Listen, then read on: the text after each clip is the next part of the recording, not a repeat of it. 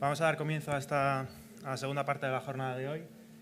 Nos va a hablar el doctor Juan Vega, adjunto radiólogo del Hospital Universitario de Donostia y miembro también del Comité de Tumores.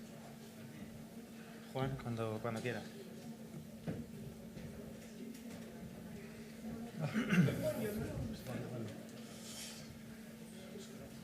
Bueno, buenas tardes a todos. Vamos a empezar esta charla después de comer, que siempre es la charla más difícil. Bien, voy a hablar del carcinoma renal metastásico, la valoración de respuesta a los nuevos tratamientos, y después de las charlas de hoy, donde si elegir el tratamiento es difícil, pues valorar la respuesta también es complicado, con lo cual si se utiliza como biomarcador la respuesta tumoral que nosotros damos, o sea, es una complicación más otra complicación añadida y una dificultad en valoración, ¿no? Vale.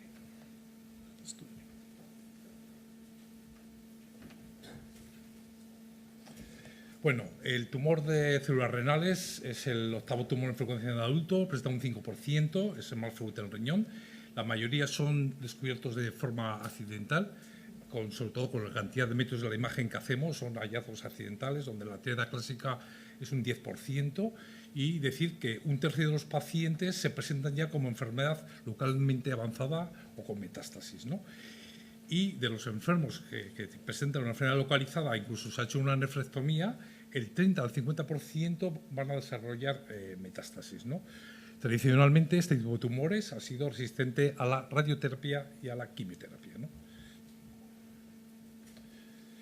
Bueno, dentro de las metástasis, los órganos más frecuentes son el pulmón, el hueso y los nodos linfoides, aunque todos sabemos que hemos visto metástasis en cualquier parte del organismo. El 60% afecta a un órgano, el 40% puede ser multiorgánica, el pulmón es múltiple en el 70% y el 85% aparece en los 3 primeros años. Bien, repetir otra vez que el conocimiento, como se ha dicho a lo largo de la mañana, en las bases genéticas y moleculares, con los oncogenes, broncogenes, los genes supresores de crecimiento tumoral, las vías intracelulares de crecimiento tumoral, la angiogénesis, la respuesta inmunitaria, ha dado lugar a nuevos fármacos antidiana e inmunoterápicos en los últimos tiempos, donde la mutación del von Hippel-Lindau ha cambiado la historia en el tratamiento de este tumor y también el tratamiento del cáncer, porque ha sido una punta de lanza de avances y de conocimientos de la histología y de la biología molecular de este tipo de tumores y en general del cáncer. Bien, carcinoma de células renales, pues hay un porcentaje, hay un trastornos hereditarios, un 4% en total, donde el von Hippel-Lindau es el más frecuente de todos y donde, como he dicho, ha dado pie al estudio de esta entidad para el mejor conocimiento del cáncer de riñón y en general, ¿no? El gen von Hippel-Lindau es un gen supresor, como ya hemos dicho, que está en el brazo corto, el cromosoma 3, y que necesita estar inactivado, o sea, mutado, las 2 copias para iniciar la tumorogénesis, ¿no? La proteína derivada de este gen es el sustrato de reconocimiento del HIF, que es el factor de hipoxia inducible, ¿no? El HIF, lo que está sobreestimado, y aparece un aumento de los factores angiogénicos, como vamos a ver, del VEG, etcétera. Esto aquí.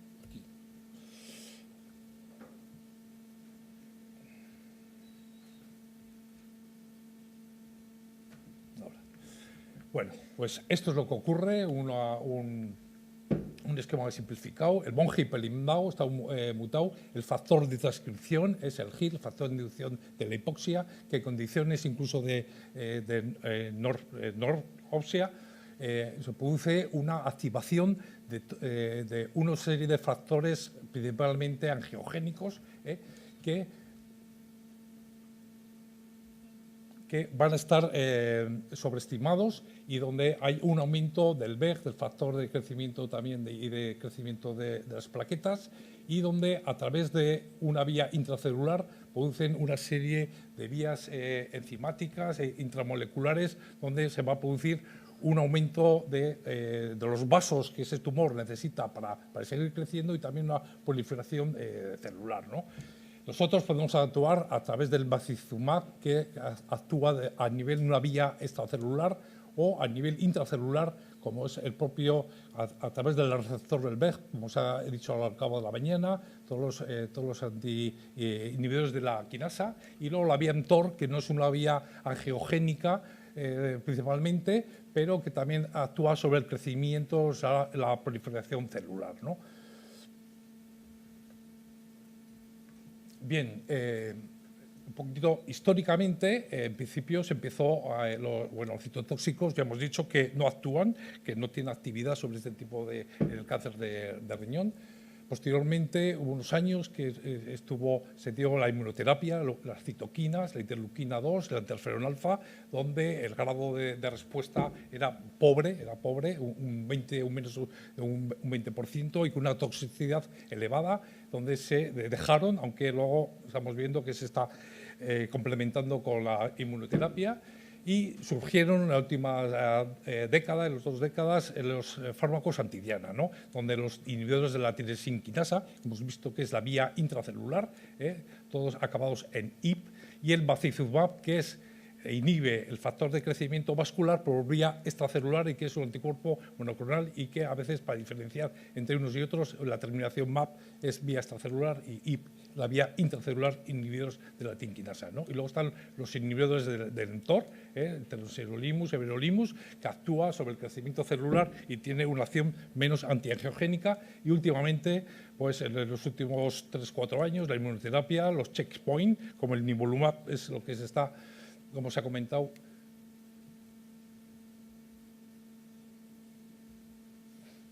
Bien.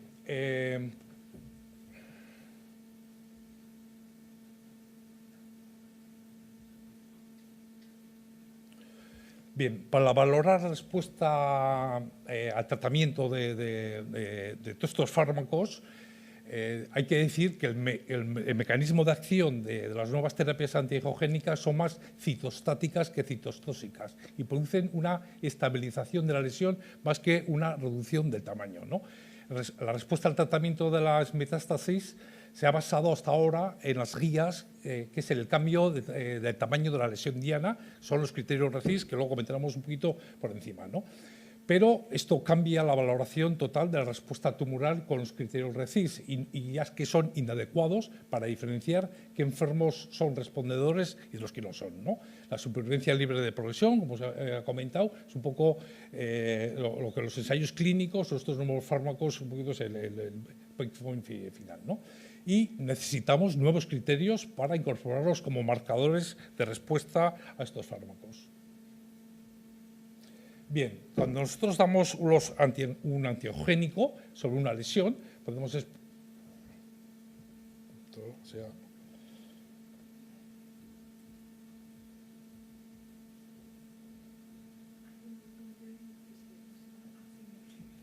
no, estoy botando aquí, pero bueno. Bien, cuando tenemos una lesión... es que me estoy apoyando aquí sin querer en el... Me estoy apoyando en esto y por eso estoy cambiando. Bien. Cuando tenemos una lesión y damos un antiangiogénico, pueden ocurrir varias cosas. Puede que exista una hemorragia intratumoral dentro de la lesión, con lo cual el tamaño puede aumentar o puede disminuir. Puede que disminuya de tamaño, con lo cual el problema, ahí nos crean menos problemas.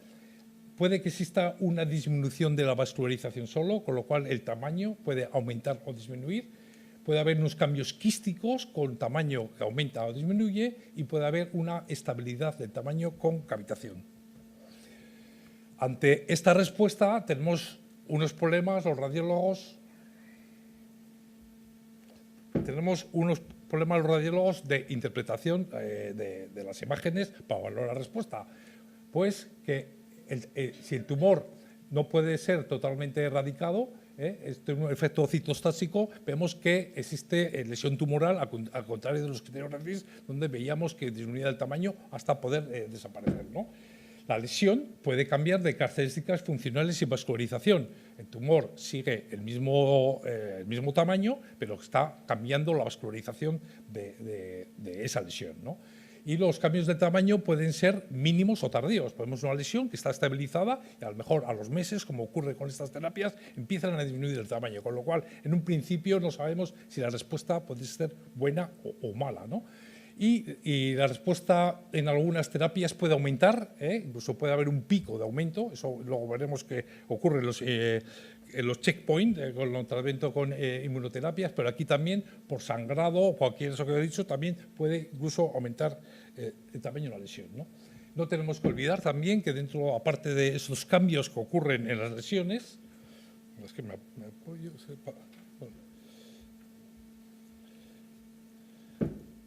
que aparte de los cambios que ocurren en las lesiones, también estos fármacos tienen una toxicidad, donde aparecen cantidad de órganos, donde la perforación, las fístulas y el tromboembolismo son las tres más frecuentes, ¿no? Bueno, como he dicho antes, para valorar una respuesta tumoral hay unas guías o unos criterios, que son los criterios RECIST, donde en principio en 1990 aparecieron los criterios de la OMS, luego apareció el criterio RECIST 1.0 en 2000 y en 2009 aparecieron el RECIST 1.1, donde se clasifican la respuesta en 4 categorías, ¿no? Donde una respuesta parcial es una disminución de tamaño mayor del 30% y una enfermedad progresiva mayor del 20% de incremento. Esto se basa en el tamaño y no en las características, como he comentado antes, funcionales y esto. Entonces, con lo cual, estos criterios vemos que no son un poquito insuficientes. Bien. ¿Cómo estos criterios RECIST para valorar esto no son suficientes? Pues os podéis imaginar que han salido cantidad de estudios, de propuestas, de que en vez del 30-20%, los criterios de TIAN, de TIC, de CHOI, donde se combina la densidad con el tamaño, unos en la fase portal, otros en la fase arterial, bueno, diferentes estudios bastante complejos y diferentes de comparar unos con otros, donde por resumen casi podemos decir que los criterios MAT y SAT quizás son los más acertados, donde combinan un poco la respuesta del tamaño a las características internas de la lesión, ¿no? Donde más que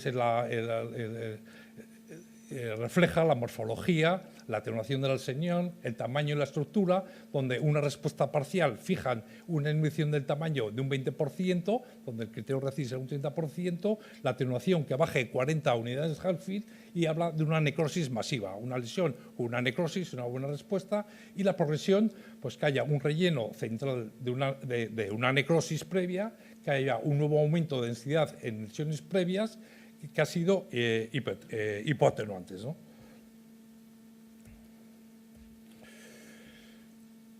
¿Qué problemas tenemos con los criterios tradicionales? Pues que el tumor puede que no sea totalmente erradicado, cosa que ocurre en 1%. El cambio puede ser, como he dicho, mínimo o retrasado, es slow progression, está descrito hasta disminución de tamaño hasta al año de lesiones. La respuesta a algunas terapias pueden producir un aumento inicial del tamaño por sangrado o por cambios de degeneración quística. La lesión puede cambiar en características funcionales en el sentido de que la vascularización puede aumentar o disminuir, nos está indicando respuesta o progresión, ¿no? Y hay unos patrones inusuales de respuesta lo que se llama pseudoprogresión. ¿Qué es la pseudoprogresión? Pues aparición de unas nuevas lesiones, por ejemplo, pueden ser hepáticas, óseas en un tratamiento.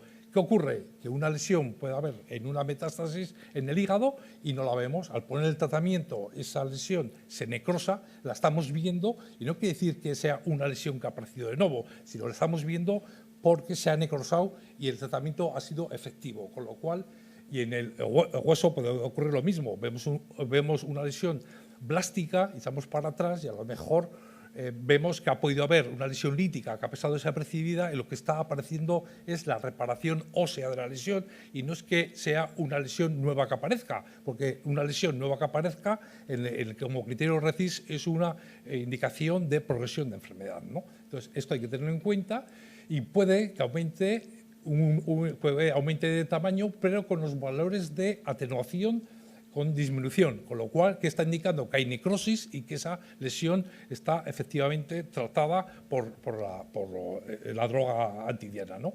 Y luego unos bordes bien nítidos. Vemos una lesión que tiene un tamaño de bordes mal definidos, incluso esa lesión, aunque haya aumentado de tamaño y vemos que los bordes son nítidos, pues una lesión que está necrosada ha aumentado de tamaño, como hemos dicho, por las características del propio tratamiento, pero está indicando un buen tratamiento y una buena respuesta, ¿no? Y puede haber un incremento de los valores de atenuación, como he dicho, también por hemorragia, y esto también lo tenemos que diferenciar con aumento de los valores de atenuación por la vascularización, que indicaría recidiva.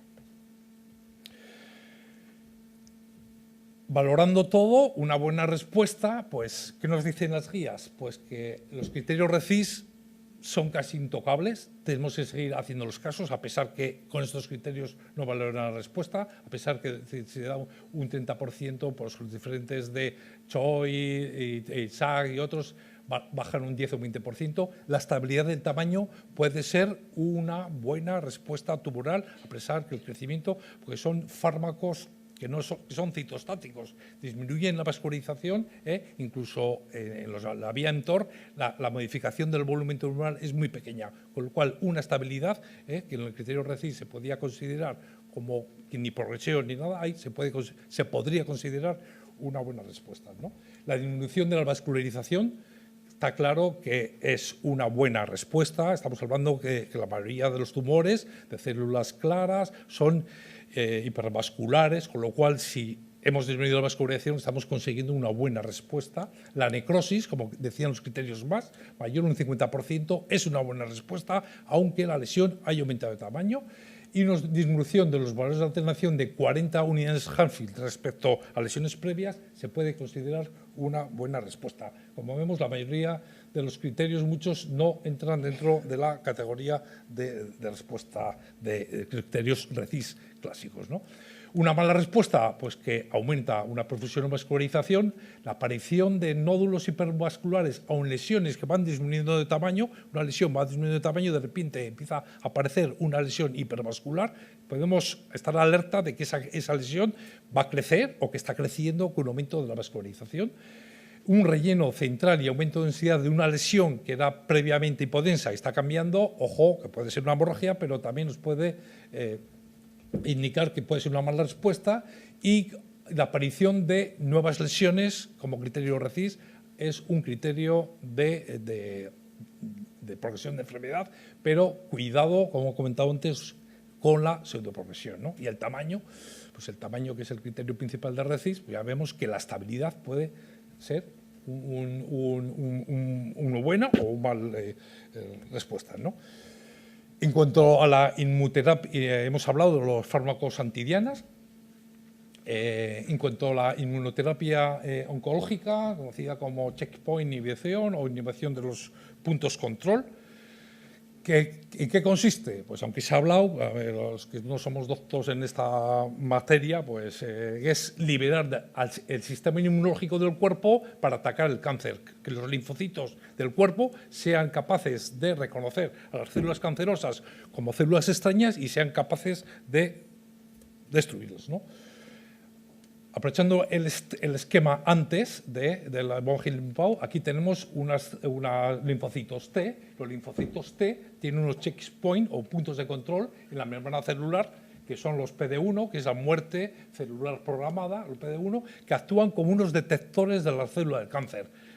Hay una esto y esos PD1, esos detectores, diciendo aquí hay una célula cancerígena, voy a por ella, la voy a atacar y la voy a eliminar. Pero ¿qué ocurre? Que las células cancerígenas se protegen de unos ligandos, de unos PDL1 en la membrana, y lo que hacen es actuar como escudos e inhibir que la célula, que el linfocito B ataque, y con lo cual se bloquea la acción inmunitaria.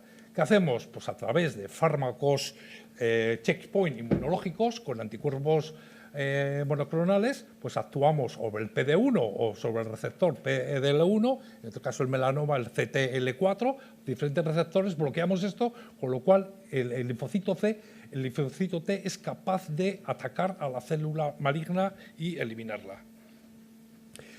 Esta respuesta inmune, ¿cómo se da? Pues pueden dar en 4 situaciones. Puede que haya una respuesta inmediata. Hay una lesión y se produce una disminución de tamaño, con lo cual esto es como la quimio convencional. Vemos esto, hay una buena respuesta.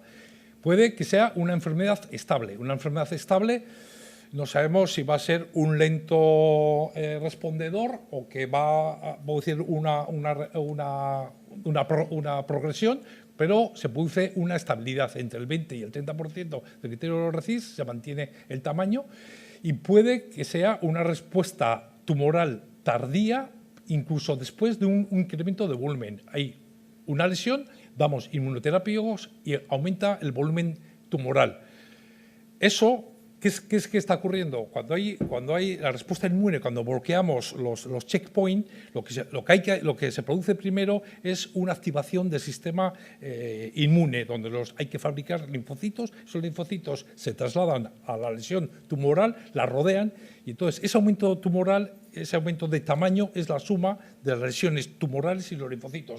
Con lo cual, en un primer momento puede que haya un aumento de la carga tumoral, que son tumores más linfocitos, para luego producir una disminución de tamaño, ¿no? Entonces, esa respuesta tumoral puede ser con aumento de tamaño, o a lo mejor la respuesta tarda meses y producir una disminución de tamaño, y puede haber una respuesta con nuevas lesiones. Lo mismo que hemos dicho antes con la pseudoprogresión, tenemos una lesión que igual no somos capaces de verla, pero si los linfocitos acuden a esa lesión, la rodean, es una lesión que la estamos viendo porque está habiendo una respuesta inmunológica hacia esa lesión, con lo cual la aparición de nuevas lesiones, que en el criterio RECIST es una lesión como progresión, aquí podría ser una buena respuesta. ¿Qué pasa con esto? Que hay que hacer un control, como ahora veremos, para confirmar estos hallazgos. Entonces, la valoración de la respuesta inmune con estos nuevos fármacos, pues es un diferente comportamiento al resto de los citotóxicos y citostáticos antidienes, como hemos dicho. La aparición de las nuevas lesiones, ¿qué pasa? Que no implica necesariamente una progresión. Lo que hay que hacer, como lo veremos, es sumarlas. Y la aparición de estas nuevas lesiones se suma a las lesiones previas, como hacemos en el RECIST, la suma de las lesiones diana para hacer la suma del 30% o disminuir el 20%, ¿no?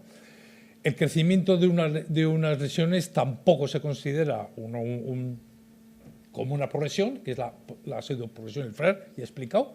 La relación sarcoid-like, que es pues que a veces los ganglios linfáticos del cuerpo, al producir ese estímulo inmunológico, los ganglios aumentan de tamaño para producir linfocitos y podemos tener un aumento de adenopatías mediastínicas o de esto porque están aumentado de tamaño para producir la respuesta inmune. Con lo cual, ojo, que también un aumento de adenopatías en otros territorios puede ser también causante de esta reacción sarcoid-like.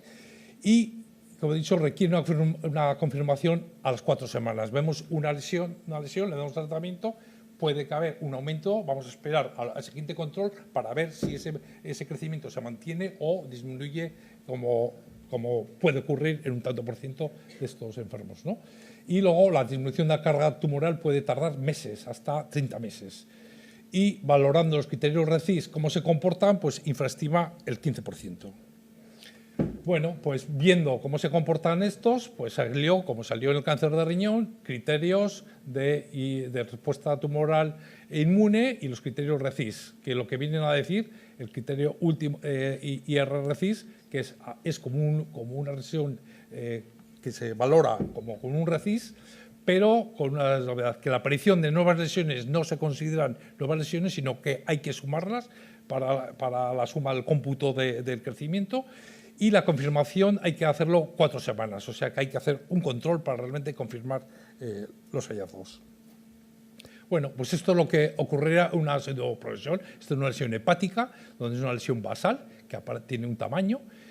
En primer control aparece un aumento de tamaño, pero luego progresivamente va disminuyendo de tamaño. Lo mismo con una lesión renal, tenemos una lesión, aumenta de tamaño, pero para luego ir disminuyendo, incluso casi desaparecer, ¿no? Hay una lesión pulmonar, pues lo mismo. Y esto es lo que ocurriría en una reacción Charcot-Marie-like, ¿no? Vemos y veo un aumento de tamaño de los ganglios de las adenopatías para intentar respuesta inmunológica, fabricar linfocitos para combatir el tumor, ¿no? Y esto lo mismo con una lesión pulmonar. No hay que olvidar también que estos fármacos tienen unas reacciones adversas, como ocurre con los antidianas, y donde incluso se dice que incluso puede ser un indicador de buena respuesta, que haya una respuesta inmunológica en el cuerpo, está diciendo que el cuerpo está reaccionando y está hasta hacer el cáncer para producir linfocitos y para atacarlos, ¿no? Y hay unos grados de toxicidad del 1 al 5, aunque según los oncólogos la toxicidad de estos fármacos parece que está mejor tolerada que los antiangiogénicos, ¿no? Bueno, pues no tenemos que olvidar colitis, paniculitis, pancreatitis, nefritis, a veces la presencia igual de lesiones renales podemos pensar que son metástasis o tal, sino también cuadros de esto, hipofisitis, neumonitis, esto incluso la neumonitis se considera también hasta una buena respuesta del cuerpo hacia lesiones tumorales, ¿no? Bueno, vamos a ver una serie de casos. Este es un varón de 55 años, se hace una nefrectomía en el 2007, es un tumor T3N0M0 de 10 centímetros con un grado 2, 3 de forma, ¿no? Tenemos una fase arterial y una fase portal. Esto es importante, siempre hay que hacer una fase arterial y una fase portal, porque estos tumores, como son hipervasculares, a veces solo los vamos a ver en la fase arterial y no portal, ¿no? Vemos una lesión pancreática a varios niveles, ahí en cuerpo, en cola, en proceso uncinado. La fase portal prácticamente pasan desapercibidos, si no vemos una fase arterial no lo vemos. Se da SUTEN y hay una respuesta. En 2013 han desaparecido prácticamente todas las lesiones pancreáticas, no las vemos. Este enfermo tiene una toxicidad. Me apoyo aquí. Este enfermo tiene una toxicidad y una colitis y luego parece que hay un lento crecimiento, con lo cual se cambia el tratamiento y aparecen y se da nivolumab, ¿no? Empieza con inmunoterápicos, aparece en este primer control un aumento de las adenopatías y llama la atención que son unas adenopatías que no son hipervasculares. Cuando vemos un tumor que es de células claras, esperamos que las lesiones metastáticas sean hipervasculares. Vemos que esta lesión suprarrenal parece que ha podido aumentar un poquito de tamaño. Las lesiones pancreáticas son sutiles, pero también parece que hay un ligero crecimiento. Hay una metástasis en el riñón, hay una de esto. Hacemos un control el día 20 de este mes y vemos que la lesión, las adenopatías han disminuido de tamaño, podría ser una reacción Charcot-Marie-like, pero la lesión suprarrenal ha aumentado de tamaño, la lesión suprarrenal ha aumentado de tamaño y la lesión renal también, valorando esto, ha aumentado de tamaño, con lo cual podemos decir que a pesar del tratamiento con los antidianas ha sido buena, pues ahora con el nivolumab la respuesta pues parece que no es tan buena, ¿no? Este es otro caso, un varón de 46 años, hace una nefrectomía en 2010, un tumor también de 9 centímetros, un grado 3-4, T3N1. En el 2011 aparecen unas adenopatías mediastínicas, se dan varios tratamientos con progresión, sunitinib, sorafenib, pazopanib, y luego con pazopanib hay una respuesta y luego parece que hay una progresión. Vamos a ver un poquito las imágenes. Aquí tenemos 2011, como vemos que hay unas adenopatías, un poquito aquí aumentadas de tamaño. En el siguiente control vemos que la lesión ha aumentado de tamaño y vemos claramente lesiones nodulares hipervasculares en la periferia. Esta lesión ha aumentado de tamaño y vemos un aumento de la vascularización. Se cambia al sorafenib, vemos que la lesión también ha aumentado de tamaño, sigue habiendo más nódulos hipervasculares. Aquí también claramente ha aumentado la vascularización en esta adenopatía. En esta subcarinal, que casi no había, ha aumentado de tamaño, con lo cual hay una progresión. se da Pazopanib y vemos que la adenopatía disminuye de tamaño, hay disminución de la vascularización, aquí hay claramente disminución de la vascularización, aunque el tamaño, como veis, prácticamente no se modifica, y la adenopatía subcarinal, aquí vemos que está aumentado de tamaño, con aumento de la vascularización, y aquí ha disminuido. Pero al siguiente control ocurre lo contrario. Después de haber una buena respuesta, en el siguiente control vemos que la adenopatía subcarinal vuelve a aumentar de tamaño, vuelve a haber un aumento de vascularización de la lesión tumoral, a pesar de que igual hay un ligero aumento de tamaño. El enfermo tiene metástasis óseas y ya fallece después. Bien, este es otro caso, un varón de 78 años con una masa de 10 centímetros y tiene metástasis pulmonares con un grado 3-4. En 2015 se hace la nefrectomía y vemos que hay unas adenopatías aquí en el ilio. Aquí vemos que hay una pequeña adenopatía no patológica, aunque luego echando para atrás vemos que realmente es patológica. Tratamiento con Sutent, everolimus, desde el 2016 al 2017. Vemos que hay un aumento de tamaño, no igual de tamaño no, pero sí claramente de la vascularización. Esta adenopatía, aunque no es de un tamaño patológico, vemos que tiene una hipervascularización. Sutent, Pazopanib, otra vez, y vemos que también hay una progresión, hay un aumento más relleno de la lesión. Esta adenopatía sigue creciendo, con lo cual es un aumento claro de progresión.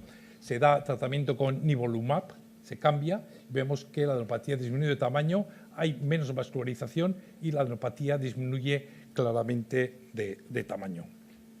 Esta es la evolución de las metástasis que tiene este enfermo.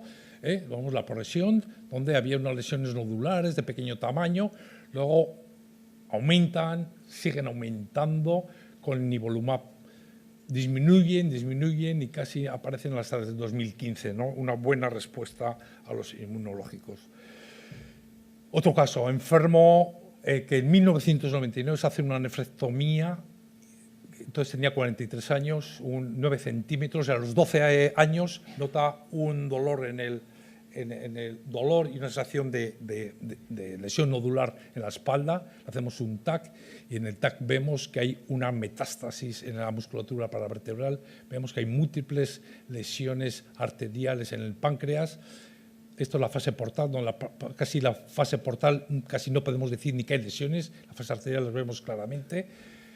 Se le da Sutent, hay una disminución de la vascularización, disminuye ligeramente de tamaño, las lesiones pancreáticas disminuyen, esta prácticamente se necrosa. Esta, si hubiésemos hecho una fase portal y la vemos, decimos una lesión nueva. Es la necrosis de una lesión previa que hemos dicho que es uno de los criterios.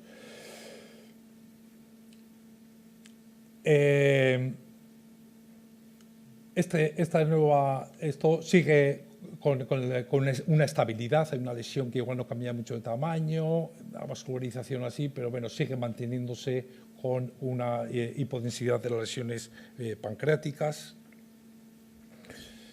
Sigue, va bien, hay una estabilidad, pero tiene una complicación vascular, tiene una rotura de la arteria esplénica y lo que se hace es suspender la medicación y empezar con nivolumab.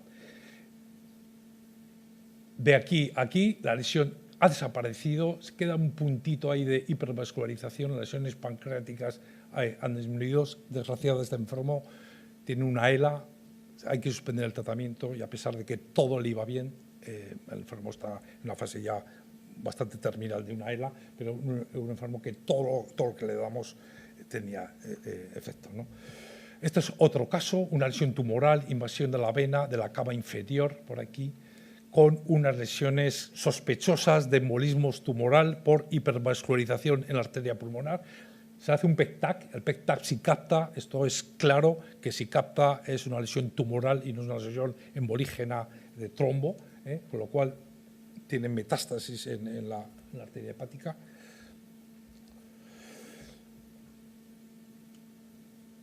Damos Sutent, hay una progresión, aumenta de tamaño, nódulos en el otro lo que no había, en esto las lesiones siguen aumentando vascularización de tamaño, se le cambia al nivolumab disminuye la vascularización, disminuye el tamaño, y esto es del mes pasado donde realmente está disminuyendo claramente de tamaño y de vascularización.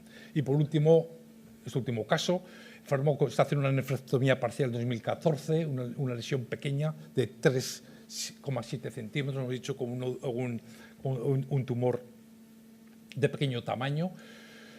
Tiene, al poco de operar, tiene una recidiva en el lecho quirúrgico, a pesar de que este tumor habían sido los márgenes negativos, era un tumor de pequeño tamaño, márgenes negativos, hace una recidiva al poco tiempo. A los pocos meses también de la recidiva hace múltiples metástasis pulmonares.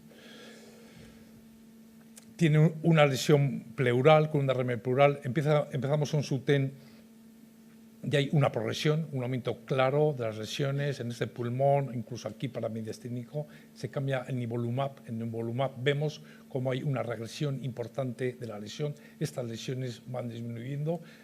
Y este último control de hace poco, pues vemos cómo la lesión está disminuyendo de tamaño y la lesión de estas está realmente regresando.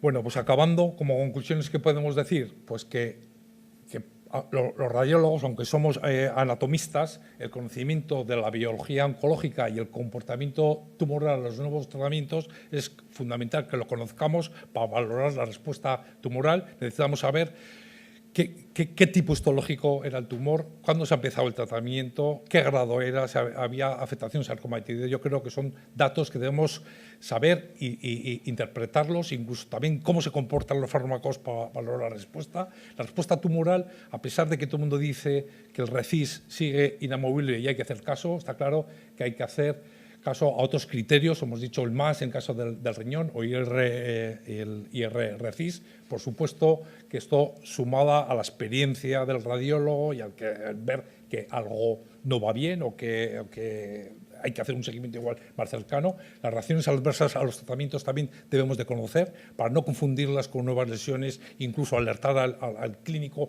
o al oncólogo de que ese tratamiento le puede tener unas consecuencias importantes en su seguimiento, y que está claro que esto es una disciplina multidisciplinar donde tenemos que tener una conexión muy cercana con urólogos, oncólogos, patólogos, y que muchas veces en los comités de tumores pues, se presenta un caso y donde a veces le damos la vuelta y salte un seguimiento, una decisión totalmente diferente de la que venía a priori, ¿no? Y esto es lo que quería deciros.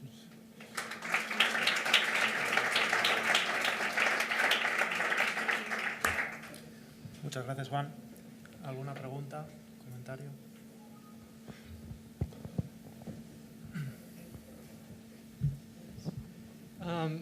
Desde el punto de vista de imagen, a mí me parece que los retos, a mi manera de ver, son la detección de metástasis líticas en los huesos y la poca sensitividad de la gammagrafía para este tipo de metástasis. Y luego, yo no sé cómo están las cosas en España, tampoco es que se haya determinado la frecuencia con la que se deben hacer estudios de imagen de cerebro, la resonancia de cerebro para detectar metástasis, que se están viendo con más frecuencia. No sé si tendrías algún comentario. Bueno, las lesiones líticas en el TAC, todos sabemos que la sensibilidad es muy baja. Ahora se está incorporando la resonancia de cuerpo entero, donde tiene sensibilidad y especificidad, cosa que nosotros a veces en un TAC lo que vemos cuando vemos una lesión lítica es una lesión ya muy destructiva. Las lesiones iniciales no lo vemos, o como mucho podemos ver la reparación, como he dicho, una pseudoprogresión, una esclerosis que no se veía antes, es una respuesta a una lesión lítica que no hemos sido capaces de diagnosticar.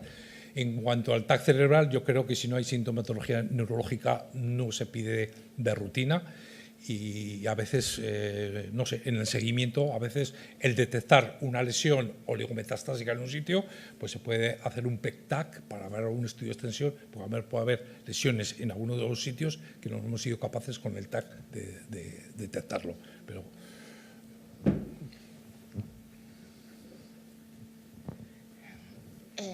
bueno, yo me revisé el tema de las metástasis no hace mucho y a partir de ahí cambié un poquito mi plan de acción, porque es verdad que no se hace el TAC craneal de rutina, pero la incidencia de metástasis cerebrales es de un 12%, según un estudio que hay en 4.000 y pico pacientes, ¿verdad? Que está hecho en autopsia de pacientes con cáncer de riñón, pero son 4.000 y pico pacientes.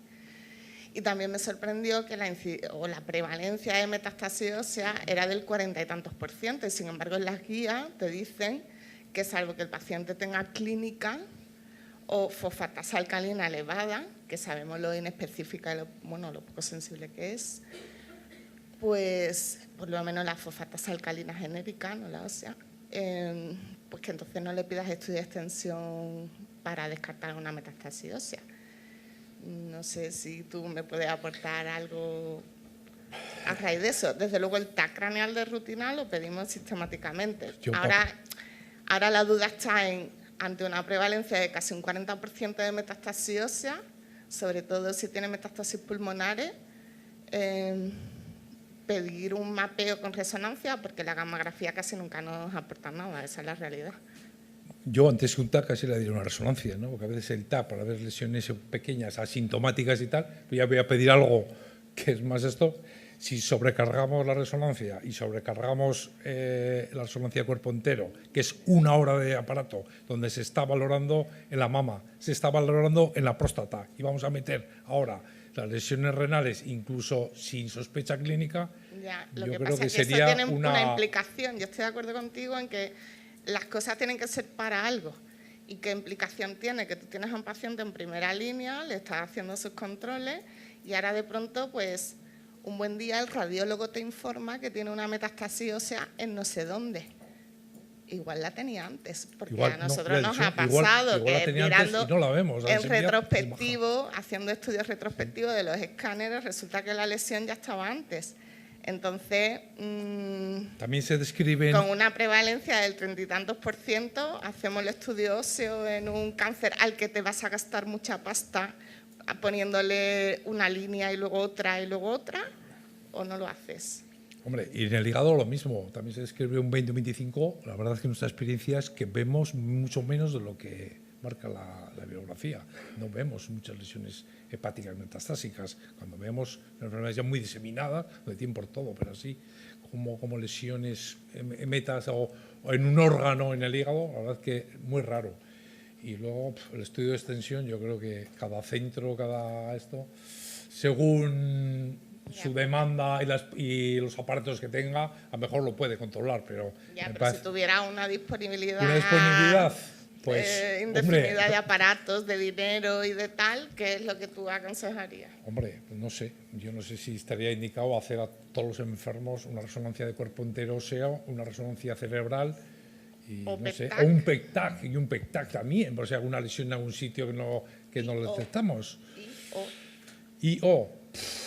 No sé, no lo sé. Yo una pregunta un poco difícil de... ¿Cuántos pacientes nuestros fallecen por metástasis cerebral, Laura? Más o menos. De los nuestros, digamos. Sí. Eso.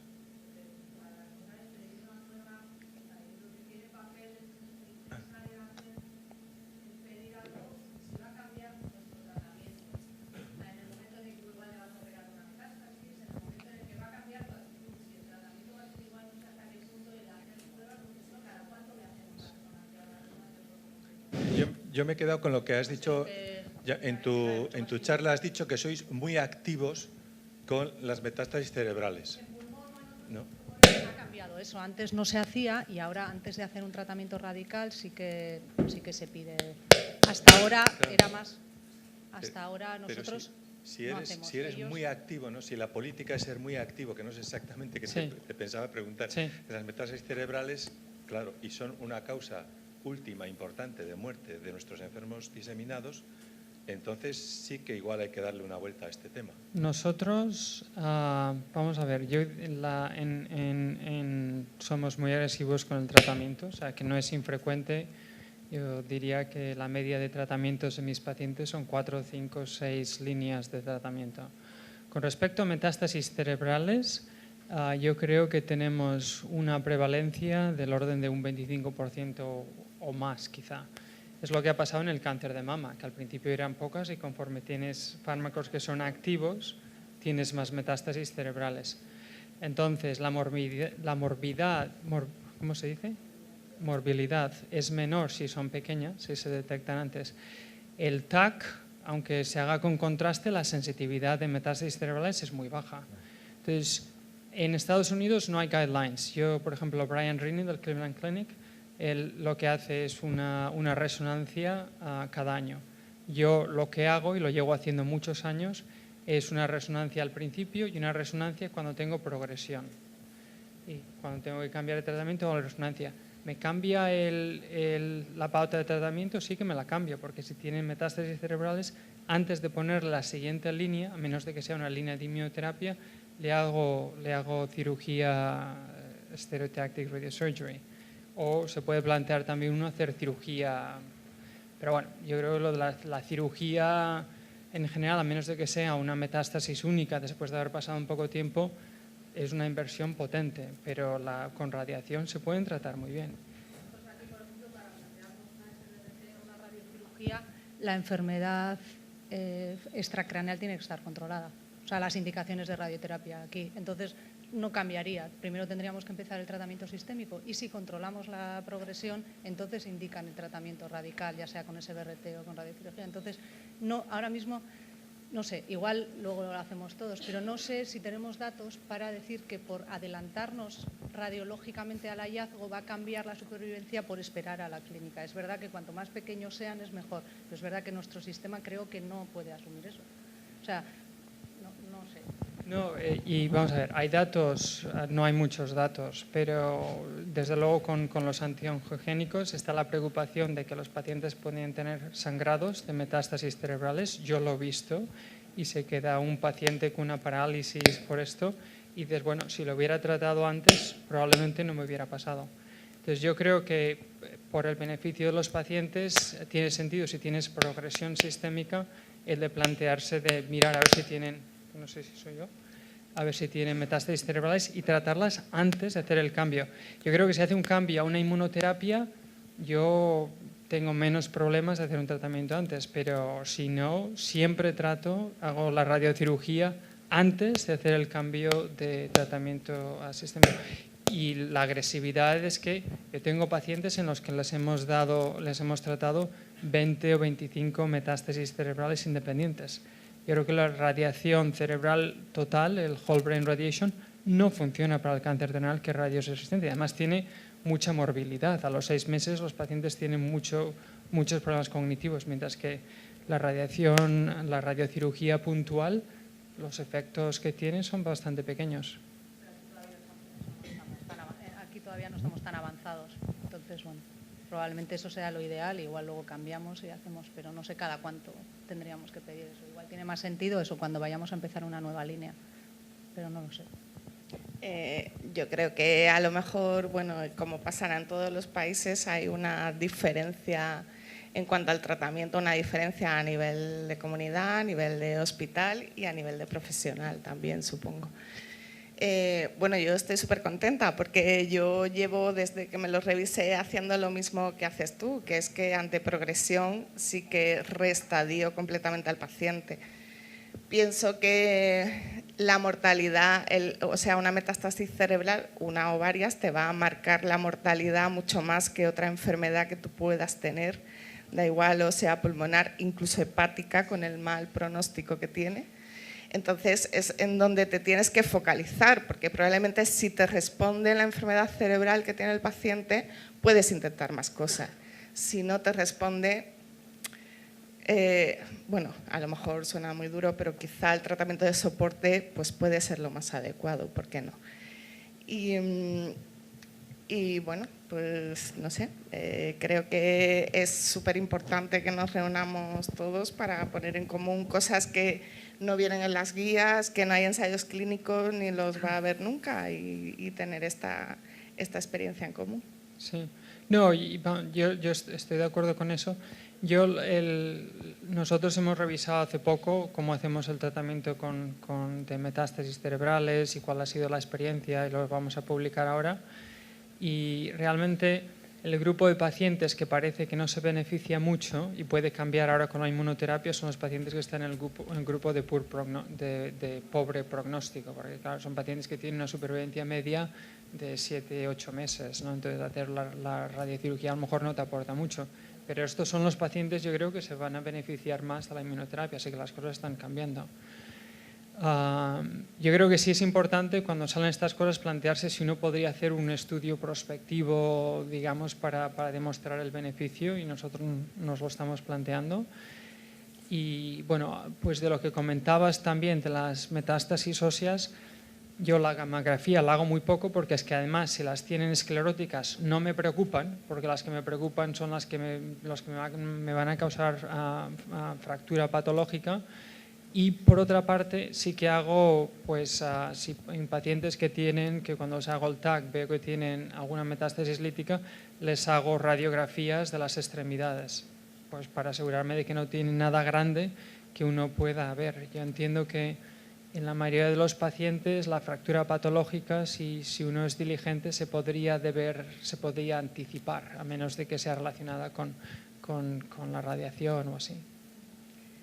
Bueno, yo con el permiso del moderador es que no me puedo resistir. Vamos a preguntarle al doctor Burarola, que tiene más experiencia en inmunoterapia, que bueno, dentro de la poca experiencia que tenemos en el UA, si es posible una percepción muy pequeña que tengo, que es que los pacientes que empiezan tratamiento con inmunoterapia, las lesiones como si aumentaran. Es decir, igual que pasó al principio con los TKI, con la necrosis, el edema y todo eso, es que tengo pacientes que la lesión yo la veo más grande y además veo lesiones que a lo mejor tengo que consultar con el radiólogo a ver si eso existía en pruebas previas, que luego en el control las veo y digo, pero si el paciente está mejor, ¿por qué radiológicamente ahora me cuentan que está peor?